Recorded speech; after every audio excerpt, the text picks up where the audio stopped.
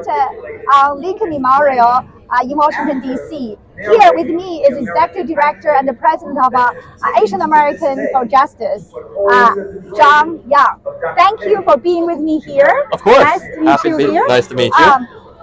Tell me more about your organization and what do they do? Sure. AAJC is based in Washington, D.C. We're a civil rights organization. Our mission is to advance the civil rights of Asian Americans and to promote a fair and equitable society for all. We are here today for the March on Washington really to show unity and solidarity with everyone. Because the civil rights that we're talking about today is civil rights for everyone. Obviously, Asian Americans have to play a role in that. Many of the civil rights that were achieved back in the 1960s that we enjoy today as Asian Americans came about because of Dr. King and so many other wonderful leaders before us. So it's our obligation to continue that fight. Our organization is principally a policy organization and litigation organization.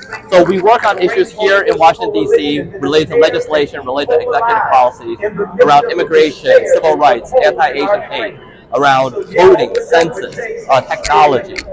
So those are the types of issues that we really want to focus on. For example, recently there was what was called the China Initiative that was initiated by Attorney General Sessions during 2018.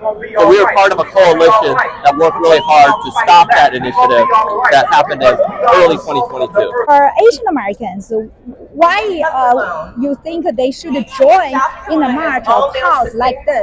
Because a lot of Asian or Chinese Americans may not feel being discriminated. They have more rights than before they come into America. Well, so a couple of things. One is the rights that we have as Americans is because of marches like this. It's because the African American community, the Latino community, the Native American community always showed up for all of us in creating the civil rights laws of the 1960s. And we know those civil rights laws are under attack right now. So it's on all of us to show up to make sure that those laws stay in place.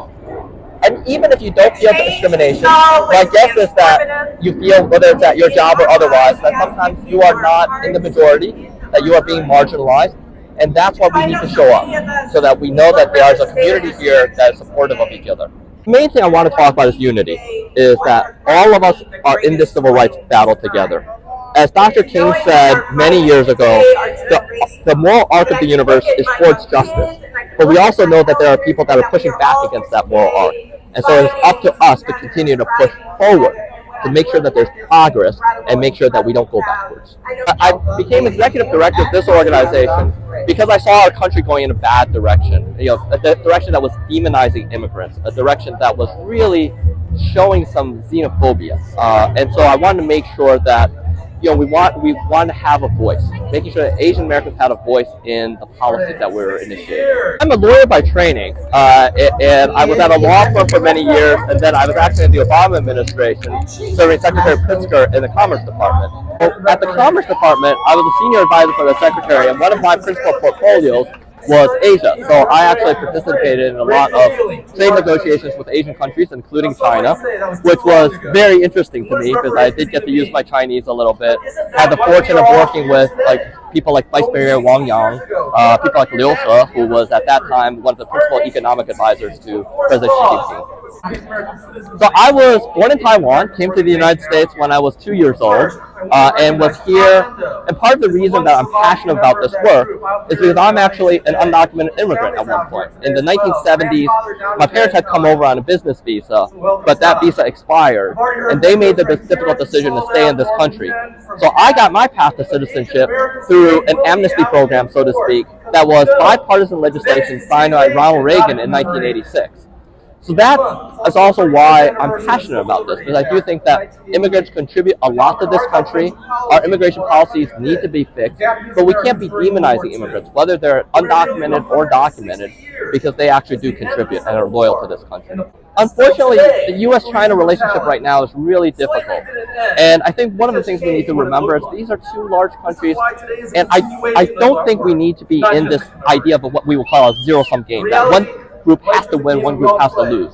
I think the better way to think about this is that, if you think about a corporate analogy, it would be like Coca-Cola and Pepsi. It's like you're not going to put the other company out of business, but you are going to compete. You're going to compete fiercely. Yes, in the lawyer's world, you will litigate sometimes, but at the end of the day, there are also shared values in humanity that all of us should be remembering. Issues like climate change, issues like human rights, that should be important to everyone. How did you learn Chinese? So I was part of the generation when my parents forced me to learn Chinese, and so I remembered enough of it. But then when I actually lived in China, in Shanghai, for 6 years, from 2008 to 2014, and I was working as a lawyer. So I had to refresh my recollection of Chinese, and actually I was able to use it in my everyday work. Wow. So would you say speaking Chinese was an asset for you when you get a job in Asia Pacific?